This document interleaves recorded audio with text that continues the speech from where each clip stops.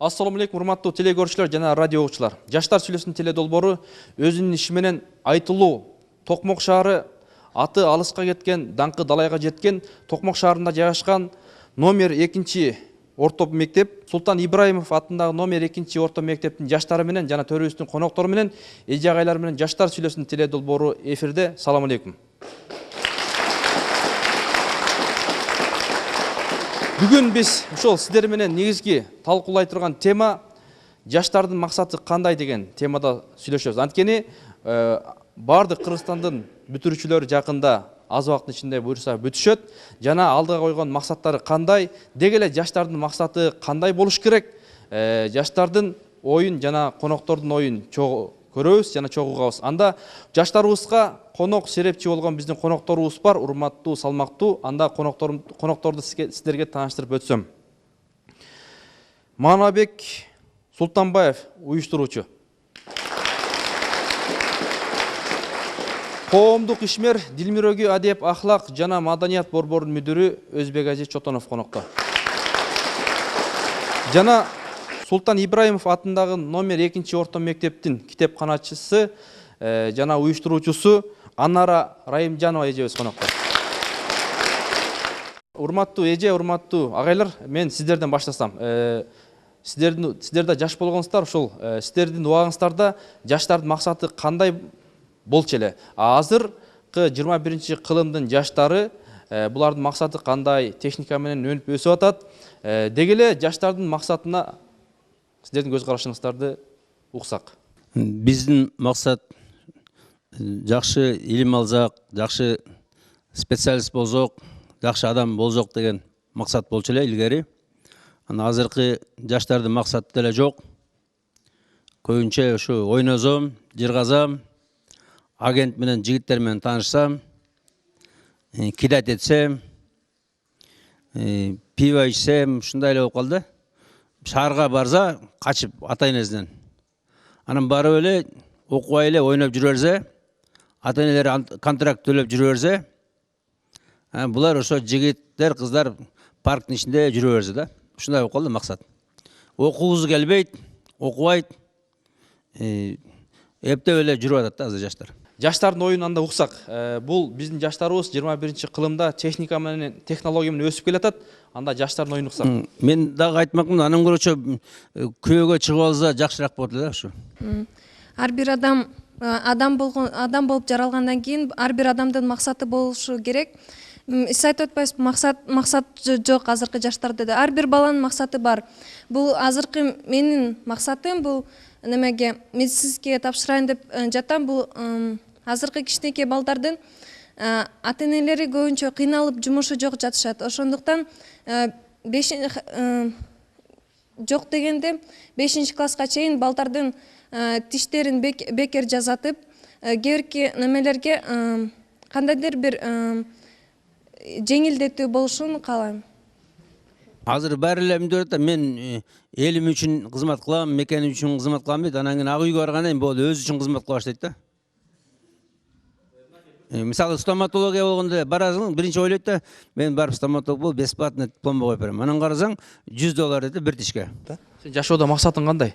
Жашоодо максатым программист болгум келет. Чоң ойгондо. Ошо мамлекетке жардам берет. Мамлекетке даже ата-энеңерге жардам бербейсиңер, наоборот ата-энеңердин акчасын баарын коротосуңар. Жок кыласыңар, ошо акча берген акчага окубай эле ошо кыздар менен ойноп жүрөсүңөр. Пиво ичип, ягуар ичип. Ушундайбы? Жок, мен буга чейин пиво, тамеки тарта элекмин, буга чейинчи намаз окуйм өзүмчү. Буга чейин тамеки башы тартып көрө элекмин, тартпайм дагычы. Тарткандарга эмне дейсиң?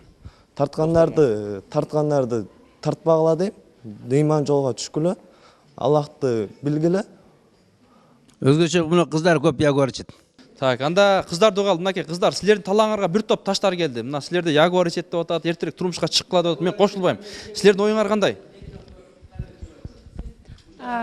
Саматсызбы агай, мен сиздин айтканыңызга таптакыр кошула албайм. Сиз айтып атпайсызбы, бардык эле пиво ичип, анан ягуар ичип депчи. Бардык эмес да макул, бардык эле балдардын, жаштардын эме максаты пиво ичип, ягуар ичип, там телефон, сотка агент депчи. Алардын арасында да бар да жашоого өз максатын койгончу. Сенин максатың кандай? Менин максатым азыркы учакта мен учурда мектеп окуучусу болгондуктан мен мектепти жакшы баларга бүтүрүп, анан жакшы кесиптин ээси болгум келет. Сиз айтып атпайсызбы, бардыгы тең эме ягуар ичип депчи. Сиз баарын айтпаңыз да, баарын арасында. Баарын деген жок, ничет дедим да. Силер ата-энеңерге, даже ата-энеңерге жардам бербей деп атасыз. Ата-энебизге жардам жетишпей, көбүнчө адамдар азыр жетишпей атат. Контракт менен окуйсуңар деп атасыздар. Контракт менен окуганга биз коом, мамлекет өзү бекер кылбай, контракт менен окуганга бизди мажбур кылып атат да. Ошо баарыбыздын Мисалы өкмөт силерди жанагындай кооз кийингенге мажбур кылбайт да, туурабы? Силер ата-энеңерди кыйнап, кымбат баалуу кийимдерди, кымбат баалуу сотка, азыр мына жана жакында 25 май болгондо модный выпускной көйнөк дейсиңер, кыйнайсыңар да ошондо. Ушундай болушу мүмкүнбү? андай болушу мүмкүн. Бирок азыр көбүнчө кийим, арзан кийим кийин десең да, баары кымбат, бир да арзан кийим жок. Бар мен эме ата-энебиз бардыгыбыз бирдей болсун дейт да. Бирөө кийсе анысы деле кийсе. Конечно, биз деле кийебиз да бардыгын. 11-классты бүтүп атса дейт да. 11-ди бүтүп атсак деле кийебиз эми. Айла жок. Айла жоктон кеткенсиңер да.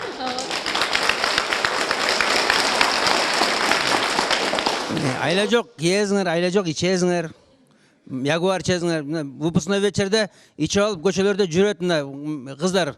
Жанагы выпускница деген минут көтөрүп алып чыгып жүрөт көчөдө. Элдер качып жүрөт машина. 5 кол тең эмес эми. Ичкендер ичет, ичпегендер деле ичпейт. Например, биз ичпейбиз да. Ошого анык жооп бере алам. Сөзүмө тура алам. Эле сок ичип, кымыз ичип, Ооба. Ушундай. Здравствуйте. Можно я на русском? Итак, о том, что вы сказали, я хотел бы ответить. Вот все говорят то, что вот не все, да, пьют, не все вот это все употребляют, но дело, мне кажется, не в этом. Вот вы говорите вот со всех сторон, со стороны взрослых, со стороны старшего поколения на нас эти нападки, да, то, что вы распущены, то, что вы пьете ягуар и все такое прочее там. Ну вот посмотрите, это же не мы виноваты, то, что так случилось. Когда все это пришло в страну, мы даже вообще еще даже пешком под стол ходили. Это вы говорите тем, кто пустил всю эту страну, кто пустил эту демократию, которая позволила нам вот это все. Это зависит от окружающей среды, это зависит не от нас. Мы уже родились в этой среде, мы не родились в советское время и не можем выбирать между тем, то, что было, и между тем, то, что есть. Мы даже не выбираем, нам это дают, нам это в страну пропустили, и мы делаем. У нас нет другого выбора, вы понимаете то, что... И вот говорите то, что молодежь такая-то, сякая. Молодежь такая, как и старшее поколение. Если старшее поколение допустило то, что молодежь такая вот распущенная, это вопросы, пожалуйста, к старшему поколению, который пустил в эту страну всей политики. Жаштар сүйлөсүн. Сиздерде кандай?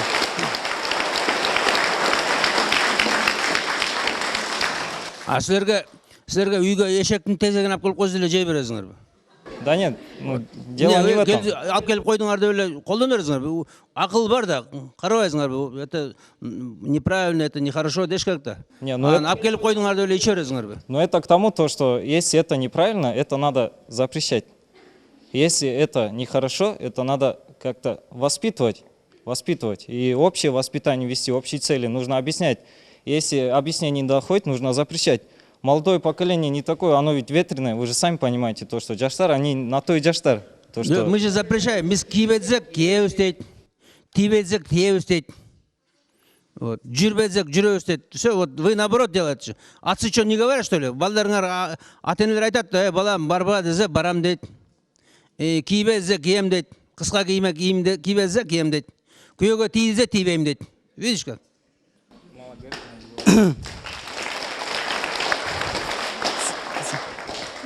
Саламатсыңарбы, мен кыргызча эле сүйлөйүн. Өзбек ажы айтып кеткен эле сөзүнө кошулам. Албетте азыркы жаштардын, тем более кыздардын тарбиясы төмөн түшүп кеткен. Кийин келечекте эмне болушуна мен ишене албайм. Кийин ушу келечекте кызын кантип тарбия берет деп. Эмнеге ишене албайсың? Ишене албайм. Азыркы жаштардан тамек чегет, ичет, жанагындай жарым жылаңыч жүрөт. Мен толук ишенбейм. Ушул жигитке ким жооп берет? Саламатсыңарбы? Мен болсо бул сөзгө такыр кошула албайм. Анткени ар бир адамдын өз башы өзүндө, өз мээси өзүндө, өз акылы өзүндө демекчи. Өз адам өзүн эмете алат да. Ал эми кыргызда макал бар го. Бир кумалак майды, бир карын майды, бир кумалак чийиртет депчи. Ошо бир кыз эле мисалы бир кыз эле ошону жаман болуп калса, бир мектепти жамандап салган болбойт да булчу. Ошо кыз анда булгайт экен да бардыгын, ошондой болуп калып атат да, биз болсо ошону айтышыбыз керек. Ал эми чоңдор болсо кайрылат элем, ошо ким кандай эме кылып атса, ошону өзүнүн бетине айтыпчы, сен ушундай, сен ушинтип оңдолушуң керек деп өзүнө жеке айтыш керек да, жеке өзүнө барыпчы. Эки айтканда азынып эле болбойбу, коркутуп же бир нерсе болуп, секирип? Жок, андай эмес, аны да намысына тийип, бирок аябай абдан катуу айтпай, акырын анын өзүнүн оюна жараша, өзүнүн жашына жараша ошондой жакшы айтыш керек да. Акырын айтканда кантип айтыш керек? Сен бир айтып койчу, балким башкалар үйрөнүп анан айтышат да. Сен түшүнүп кой, азыр мындай болуп атат. Бирок сен мындай кылышың керек. Сен түшүнбөстүк кылып туруп мындай кылышың, бирок сен мындай кыл, сен жаман жокко барытасың, андай мындай депчи. Бирөөлөргө барып туруп эле айтып минткен болот да, сен жамансың, сен эчтекени кыла албайсың, андайсың, мындайсың деп айткан бул туура эмес да. Максатың кандай? Жашоодо максатың? Менин максатым болсо, биринчиден кыргыз тилин өнүктүргүм келет. АУПКРга тапшырып, ошол жака тапшырып, кыргыздын келечегин оңдогон инсандардан болгум келет. Анан дагы болсо форманы баарын окшош кылгым келет да. Анткени ошондон болсо биринчиден көрө албастыкта ошондон болуп атат да. Анткени бирин бири көрө албай, эмне үчүн тинден ал жакшы кийинип атат, мен жаман кийинишим керек деп ошондой да болот да. Анткени атаандашуу да болот. Ошон үчүн ата энелерди да кыйнап коюп атабыз да, ошондончу. Ошон үчүн биз болсо биринчиден мектепти оңдошубуз керек. Кантип оңдойсуңар? Форма кийгизип, биринчиден форма кийгенде жакшы оңдолот дейм да. Анткени сотканы да алып салыш керек. Анткени азыр сабакта отурганда баары эле сотка угуп, наушник угуп атышат да. Биз ошону алып салсак, мектеп алып салып, сабакка көңүлү көбүрөөк болот да. Анан кийим-сийимге мисалы тигин шымы жакшы экен, мен да алдырышым керек деп ойлобой, сабакка жекече ою болот да. Жакшы, кол чаап коебуз, жакшы. Саламатсыздарбы, мен Намазбаев Элжада 10-чы Б классын окуучусумун. Саламатсыздарбы, сизге такыр кошула албай койдум, ага кечиресиз. Сизге да кошулган жокмун такыр, анткени сага суроо берип кетейинчи. Мынакей айтып атат, кыргыздын кыздары эч качан эне боло албайт, мен көзүм жетпейт депчи. Үйлөнө элек болсоң керек, туурабы? Каяктан аласың, ошону түшүндүрүпчү. Канча орустан аласыңбы сен, кыргыздын кыздары жакпай атса? Албетте көрүп эле жатпайсыңбы, азыр кээ бирки кыздар тамак жасаганды билбейт, керек болсо жумуртканы курганды билбейт. Номер 2-чи мектептин Султан Ибраев. Сен бияка келип атсың? Султан Ибраев атындагы номер 2-чи мектептин кыздардын баары тамак жасаганды билет деп ойлойм. Бардыгы билишеби? Бул аны каяктын кыздарын айтып атат? Мен айта албайм каяктыкы. Мүмкүн өзү ошондой кругтун ичинен. Өзүң сүйлөшкөн кыз ушундай болуш. Мүмкүн, анткени ошонун кылганын жасап атканын көрүп алып туруп анан бизге айтып атат да. Кандайбы, кандай?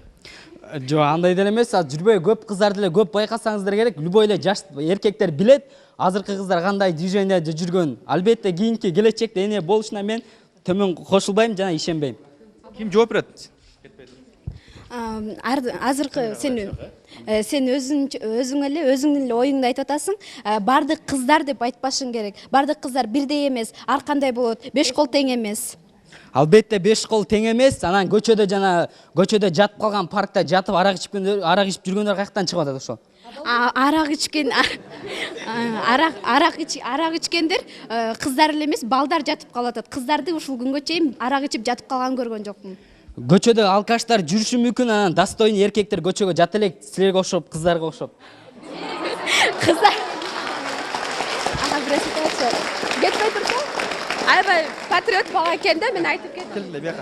Анан аябай өзүңө берилген бала экенсиң. Эмнеге патриот болсоң, кыргызча сүйлөбөйсүң? Эмнеге кыргызча сүйлөйсүң? Любой эле барып, почему деген сөздөр кошулат любой эле кыргыз нересине. Мисалы үчүн мен кыргызмын, мен өзүмдүн немемди сактайм, намысымды, мен кыргызча сүйлөйм, орусчага кошпойм. Битта дебей, бир дейли, грязь дебей, кир дейли, кто дебей, ким дейли? Жакшы, анда жаштар өтө көп болуп атат. Биздин убактыбыз ушундай барган сайын азайып баратат. Убакыт деген ушундай экен, ошондуктан көбүрөөк жаштарды сүйлөткөнгө аракет кылабыз. Келгиле кыздар. Бул бала айтып атпайбы, кыздардын баары көчөдө жатып калып, анан ягуар ичип деп, сен ошентип айтып атканда өз энеңди, анан там туугандарыңды ойлодуңбу? Баардык кыздарды айтып атат да. Ошентип токто. Сен биринчи айтып атканда кичине 100 жолу ойлонуп туруп айтсаң макулбу? Өз энеңди да айтып атасың, сен баардык кыздарды айтканың үчүн. Албетте мен ошо энемди айткан жокмун. Албетте азыркы жаштар кыздарды көрүп туруп мен өзүмдүн карындашыма ошондой тарбия берем. А мен кийинки кыздар, кийинки мен энем, кийинки элдерден да азыркы эмеде болуп жүрүшү мүмкүн эмес, кийинки жаштар, мурунку жаштар. Сен айтып атпайсыңбы? Жана сен айтпайсың, бир кумалак чиртет да? Сен айттың, бир кумалак да? Анан канча кумалак болуш керек? Шаарда толтура кумалактар да? 100 000 болуп калды. Жанагы денесин саткан кыздар 100 000 дейт. Москвада 42% дейт. Жанагы бузулган кыздардын 42% кыргыз кыздар дейт. Ошончо кумалак каяктан чыгып атат эми? Кошуласызбы? Же бүт баары бузулгандан кийин анан кийин токтотобузбу? Мен кошулбайм, ал кумалактын баары кыздар эмес да турам, балдардын баары сүттөн акпы. Алар деле көчөдө жатышпайбы? Москвада бузулган денесин саткан кыздардын 42% кыргыздар дейт. Москвада. А бу жерде адам да көп, бу жерде 90% болуп калды. Жок, 42 эмес, 38 деп атат кыздар биякта. Анда ошо кыздардыкын далилдеп берсеңер, келгиле кыздар. Азыркы 38 дегендер неге андай болуп баратат? Балким азайсак кандай болот? Ошонун жолдору барбы? 38 аспы эми? Бирок ал деген они же сами в этом не виноваты. Мен кыргызча чын таптак сүйлөй албайм, сразу айтып коеюн, мен жаман көрбөй койгула. Антиги 38% ушундай болуп калган, байке мы же не виноваты. Силер айтып атасыздар, кыздын максаттары жок, азыркыла күйөөгө тийиш керек депчи. Эми азыркы коомдо күйөөгө эрте тийип кеткенде батля разводиться этип атышпайбы? Мындан бир гана кыздар деле күнөөлүү эмес, байке, извините меня. Жок, силер картошка бышыра албасаңар, конечно, разводиться. Биз картошка бышыра албайт экенбиз, бышырабыз. Картошка бышыра албайсыңар. Картошканда, мантыда, лагманда мы все умеем, байке. Не надо здесь под всех под одну гребенку неме. Ну, кебирлериңер бышыра аласыңар. Кебирлерimiz баары конок болуп барасыңар. Баарыбыз да билебиз аны бышырганды. Силер келин болуп барганда конок болуп барасың, госпожа. Бул кызга каршы. Азыр мына мен айтып коеюн мында да. Силер келин болуп барганда силер госпожа болуп барасыңар. Вот. Императрица. Каршы чыгып кетейин. Чоң аталарым айтып калчы, биз кыздарды сынаш үчүн тебетай же эме менен чапчык деп. Ошондо эсте туруп кетсе жакшы деп. Азыркы кыздарды чапсаң тура албайт, ал эми илгерки кыздар деп. Эме байкеси мени чап көрсөр, мен сизге туруп берем азырчы. Жооп барбы? Сен ким? Жон айтып кетейин, сен 11-ди бүтө элексиң, кийин 11-ди бүткөндөн кийин анан ошентип чапып көрсөң болот. Сен ал мектеп окуп. Ошо мен бир ай калды, чапып көрсө анан көрөбүз. Хорошо? Атың ким? Миргүл. Миргүлдүн 11-ди бүтөрүнө бир ай калды. Кудай буйрса, анда сен адресиңди берип кой буга. Так, ой барбы, Миргүл? Анан байкеси айтып атасыз, мына максатыбыз жок депчи. Максатыбыз бар. Менин деле максатым бар. Мен деген келечекте мен деген юрист болоюн деген максатым бар да. И менден ал максаттан эч качан артык неметпейм да. Я хочу быть юристом, я буду юристом да. Анан там вы говорите то, что у всех вот боякта отурганын, я могу сказать, 98%-ның максаты бар да. Менин классымдан почти что 100% есть максат, то, что они в будущем кем-то будут. Здесь мен сурайм да, ошо 98%-тер эч ким ягуар ичпейт, эч ким тамак чекпейт да? Жок, байке, вот я вот смотрю все ваши передачи, у вас вечно идет речь о ягуаре. Вот я присоединюсь к словам Данияра. Потому что все уже привыкли к этому ягуару. Не, почему именно ягуар? Байке, у вас есть вес в обществе, да? Ну так сделайте так, чтобы этот ягуар в Кыргызстан не привозился. Таможня, отмените все это. Почему вы все это валите на нас? Извините меня, конечно, да? Ну там, ведь эти ягуары, вот он эки жашта бала может спокойно зайти в магазин и купить ягуара. Ему это можно, за 60 сомов можно купить. Вы ушунчалык, вот вы говорите ягуар, ну так запретите производство этого ягуара вообще. Запретите перевозку ягуара в Кыргызстан. Депутаттарга, чоңдорго эмне деп айтат элең? Мен айтайм, депутаттар, чоңдор, жанакы креслода отурган кишилер, мен жаман көрсө жакшы көрүлөм, но запретите перевозки вот этих энергетических напитков. Ошондо она, может быть, мы еще как-то поднимемся на какой-то уровень, ну, на какую-то ступень выше нашего уровня, азыркы уровеньге караганчы. Жаштар сүйлөсүн.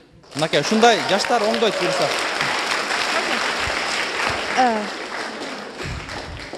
кыздарды жаман эле ылдыйга түшүрүп салдыңар. Бул деген ни в какие рамки это не входит, да? Биз деле ошондой элек, башкалар деле ошондой. Балдарды деле көрөбүз. Алар деген кыздарды ошого түрткүндү кылып атпайбы? Балдар өздөрү, Ооба, балдар деле. Эми балдарга кандай чара колдонуш керек балким? Балдар силерде мини юбка кийип атабы? Өзүңөр кийасыңар. Баары эле мини юбка кийбейт да, туурабы? Мусулман кыздар деле бар. Балдар силерде кечинде эшикке чыктып атабы? Эмне чыгасыңар? Айтпайсыңар, кечинде чыкпайбыз, сөйсүңөр эшикке. Баары эле Логингер эмне киресиңер? Логингерди эмне бересиңер? Кечинде вообще чыкпаймын. Мына вообще чыкпайм. Мен каршы чыгып Силер кетейин. кечинде эле эмес, түндө кетип каласыңар керек бул. Албетте каршы чыгабыз да, любой эркектер силер Кореянын балдарын сүйүп эле Америкасын балдарына тип атсаңар, любой эркектин, кыргыздын балдар көңүл калбайт силерден. Албетте алар деле биздин мындай идеальный ошондойлорго мындай жеткирип, балдар деле ошондой болсун, мындай чтобы они были достойные дегендей, ошого биз деле мындай суктанып Эльзада. Эльзада, ушул кыргыз жигиттердин максаты тереңби же Кытай, Корей, башка улуттагы жигиттердин максаттары балким жакшы болгондуктан ошолорго турмушка чыгып атасыңар же кандай? Же баягы кийими жагабы, же өздөрү жагабы, же фильм жагабы, эмнеси силерге максаттуу? Ар бир эле кыз Корей сериалын көрөт. Суктанат кийимдерине, мындай поведениясыга бара суктанат, бирок көбүнчө кыздар кыргыз жигиттерине эле чыгышат. Ушундай. Ушундай, рахмат.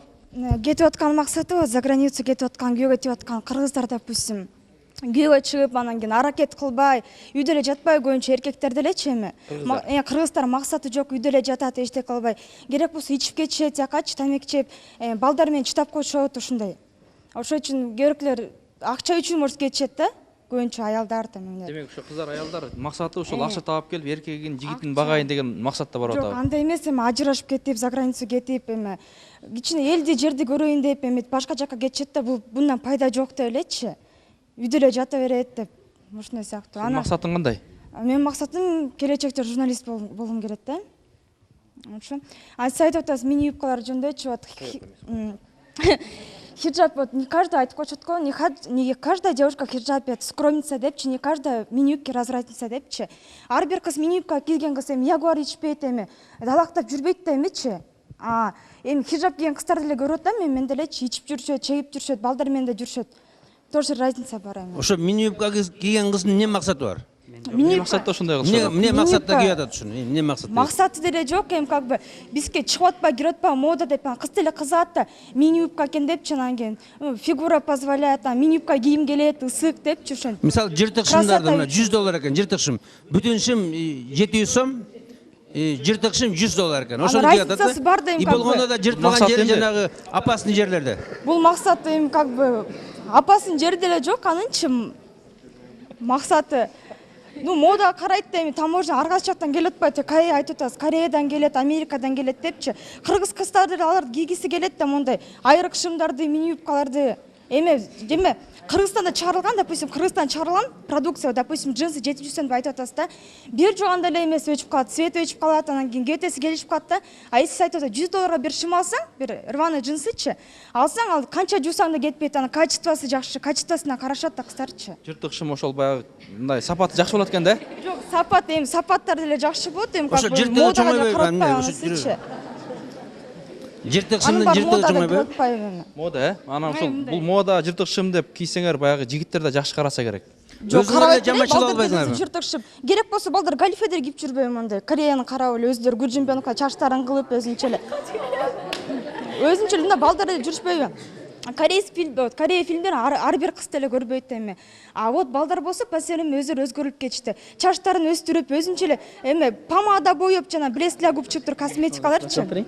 Ошо сөзүңө жооп берейин. Силерде жана F4 чыккандан кийин, ошо F4-ин балдарына кызыккандан кийин биздин балдар бизди карабай калды деп, алар чачын өстүрүп, анан ошондон кийин силерди каратты. Мен ошо Корея фильмдерин вообще признавать этпейм эми. Жакпайт да магачылар корейцтер. Жакпайбы? Вообще мен көрбөйм андай кинолордучу. балдар да жакпайт өзүнчө эле чачтарын өстүрүп алган эмелерин. Кыргыздын жигиттери эле жагат, мындай, жөнөкөй. Акчаны өзүнчө эле там эме, кыргыз эле простой эле жигиттер жакшы да.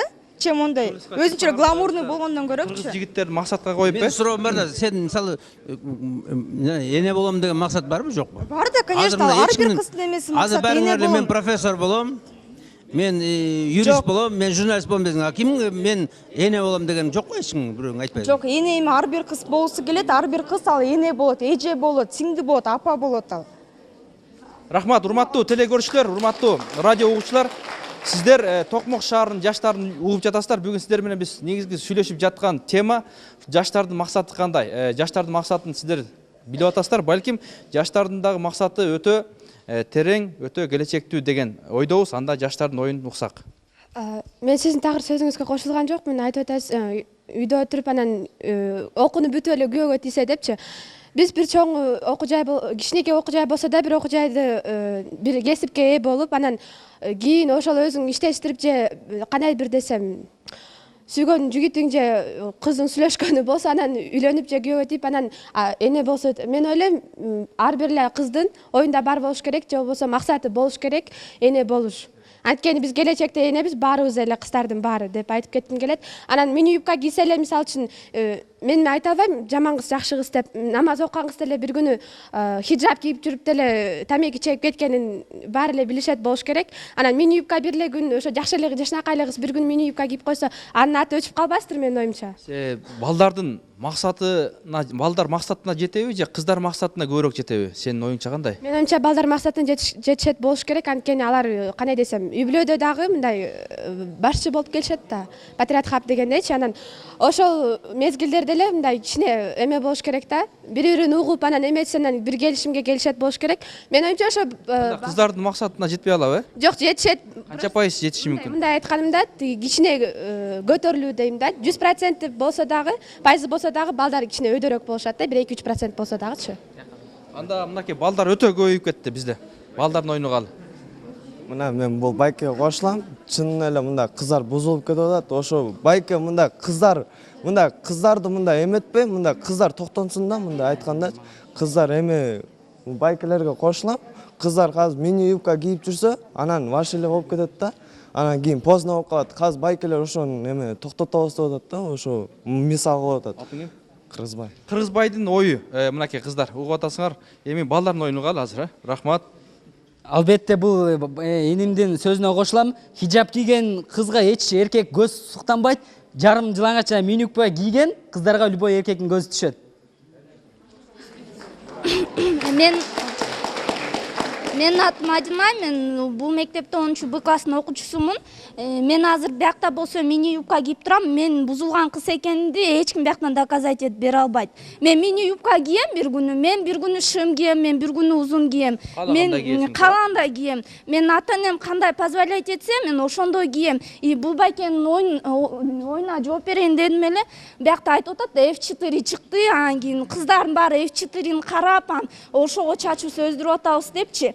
Силер кыргыздын жигиттери, кыргыздын кыздарына F4-ни турабай, наоборот, кыргыздын ак калпагын башыңарга баса кийип, бизди кыргыз кыздарын, кыргыз жигиттери мындай деп F4-ни бизге билгизбей, наоборот, бизди уят кылып койсоңор, биз балким ошондо кыргыз кыздарын, кыргыз жигиттерин карап калмакпыз. А биякта айтып атпайсызбы, F4-ни карап, чачын өстүрүп депчи. Силер наоборот F4-ни туруп атсаңар, конечно, биз эмне кылмайлык анан. Жаштар сүйлөсүн. Ошол F4-ни биринчи силер баштадыңарбы турап? Жок, F4-ни биз баштадык. Телефондорска көчүрүп алып, ырларын угуп, кыздар башташтыбы? Ооба, кыздар башташты. Мен ал сөздөн оправдание издебейм да, ал сөздөнчү. Мына биз баштадык, телефондорго көчүрүп, дисктерин алып, бирок силер наоборот бизди уят кылып, кайра чачыңарды өздүрбөй, калпакты кийип, биз кыргыздар мындай. Силер тартса деген, ой, Рахмат, жакшы ой. Кайра уят кылып коюшуңар керек болчу. Баары эле чачын өстүрүп жүргөн жок да балдар. Сен жашоодо максатың кандай?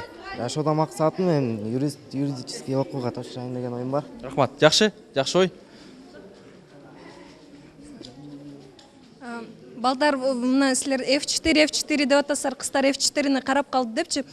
Мисалы үчүн силер деле кээ балдардын соткаларынан карасак деле алардын Европа жанакы жылдыздары деле сүрөттөр турат, кыздардын сүрөтү. Анан кийин биз келе неметип F4 деп айткан болбойт. Саламатсыздарбы? Менин атым Нурканат. Мен жана балага кичине каршы чыгат элем. Жанатан бери мини юбка деп эле биздин школда аябай чыгып атат, кыздарды дагы арак ичет эме деп. А бул биздин школдун кыздары бул окуп келген жок да биякта. Бул биякта окуган жок. Ким билет, бияктан жакшы кыз жаман деле бар мисалы. Айтып кетерим, сен өзүң эмнеден чыккансың бул өзү? Жаман ошо жаман эмне айтсаң? Чыккан жок мисалы бул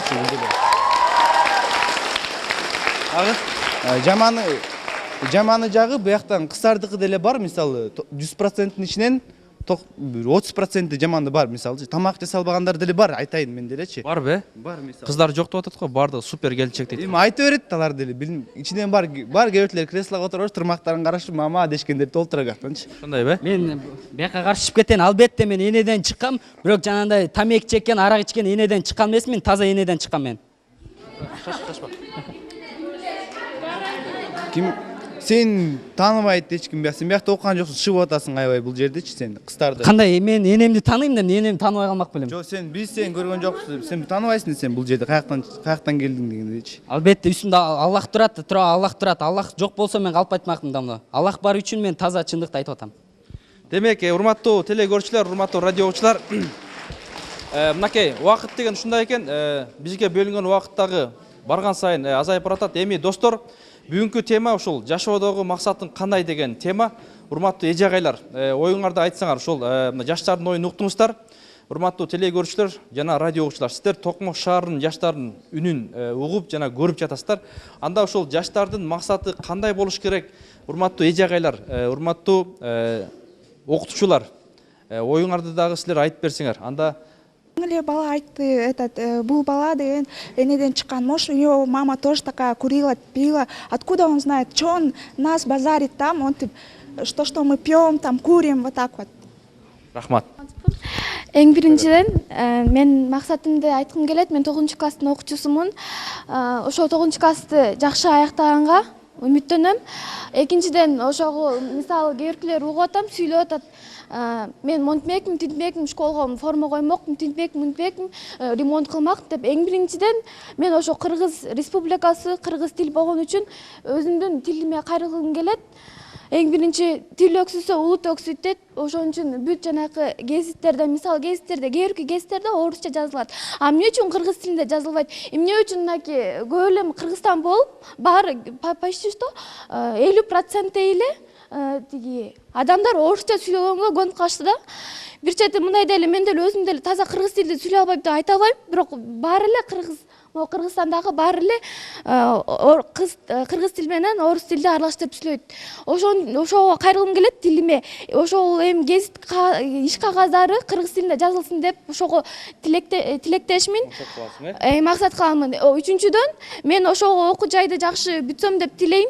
Жанакы өзүмдүн бир жанакы баары специалист болгум келет өзүм финанс жакачы. Ошо финансты бүтүрүп, ошого кыргыз тилиме бирнеке жакшы бир нерсе ар бир адам кичинекей балакай кезинде чоңойгонго чейин бир Кыргыз Республикасына, кыргыз өзүнүн мамлекетине бирнеке жакшы калтырып келиш керек дегенге тилектешмин. Силер мындай, силер мен Кыргызстан десиңер да, силер мисалы колуңарда возможность бар да, мисалы кыргыз үчүн бир 6-7 бала төрөп бериш. Эч ким айтпайсыңдар, баарыңар эле мен министр финансов болсом, анан кылам дейсиңер да. Жок, антип деле Кыргызстандын көйткөн деле чоң иш да бул. Мисалы мынакей байыркы деле заманга кирбейли Курманжадатка канча өлкөнүн баарын башкарып өзү жата калса. Высшее образование окуган эмес. Ошон үчүн 6-7 бала төрөгөн. Канча мен окубаса да канча элине канча бийлик таап келбеди Курманжадатка. Ошо мен айтам, силер төрөбөйсүңөр Курманжадат. Биз аракеттенебиз, ошо уксаңыз, биз аракеттенебиз. Максатыбыз бар. Канча бузулуп кетесиңер. Бузулбайбыз. Ар бир адам өзүнүн мисалы кээбирки балдардынчы ойлору башка жакта, бирок ар бир адам андай эмес да, 5 кол тең эмес. Ар бир адам мисалы өзүнүн мамлекетине бирнеке жакшы нерсени алып келиси келет. Ар бир адам бирнеке калтыргысы келет да. Тилин өксүш үчүн тил өксү, улут өксүйт дейт. Эмне үчүн? Биз деле тилибизге бирнеке алып келишибиз керек да. Кыргыз Республикабызда бул. мына урматтуу теле көрүүчүлөр, урматтуу радио угуучулар, ушул Альбина сыяктуу биздин кыздарыбыз, балдарыбыз болсо, Кудай буйрса Кыргызстандын келечеги бар. Бул сөздөр ушул жүрөктөн чыккан сөздөр ушинтип адамды ыйлатат. Кээде жаштар сүйлөсүн анда. Ошого жакшы тилек менен, ошо Кыргыз Республикасы оңолот деген менен, жакшы үмүт, жакшы тилек менен мен ошол долбоорумду аяктаймын. Жаштар сүйлөсүн. Жаштар сүйлөсүн. Вы все, вы говорите то, что 11 класс бүтүп, там девушки замуж должны выходить, 6-7 бала төрөш керек. Но да, это когда-то было раньше, но когда мужики нормальные были. А сейчас, знаете, пусть они условия нам сделают, без 11-ден кийин нормальные условия бар, үйкө барып тийсек, ошондо 6-7 бала төрөйбүз. Азыр балдар нам условия Илгерчи нормальный условия были, что юртадан жашап 11-12 тууган. Асер болсо 2 этаж болсо анан кийин нормальный условия дейсиң да? Ага, я не